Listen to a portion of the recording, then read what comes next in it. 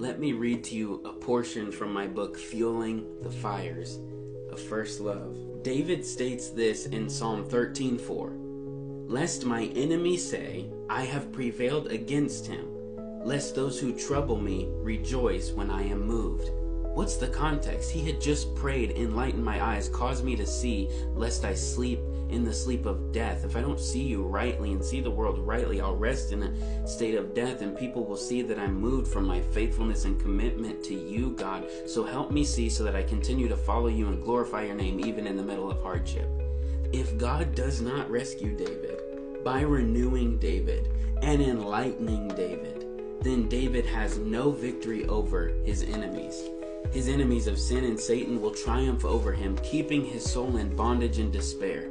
His enemies will rejoice that though he was once faithful to God, they will now say, we've got him now. However, David is jealous to see the glory of God on display as God triumphs over David's enemies. David does indeed want victory for the sake of his own well-being, but David also desires to boast in his God all the day long. Psalm 44:8. So yes, David wants victory for himself against his enemies, but ultimately he wants his enemies to see the glory of God is causing him to be victorious. He doesn't just want escape from trouble, he wants escape from trouble revealing God's great power to cause him to triumph over trouble. David does indeed want victory for the sake of his own well-being, but he wants ultimately to glorify God. As he experiences the power of God delivering his soul from despair, David desires deliverance from the soul-shredding enemies within and from those threatening him without.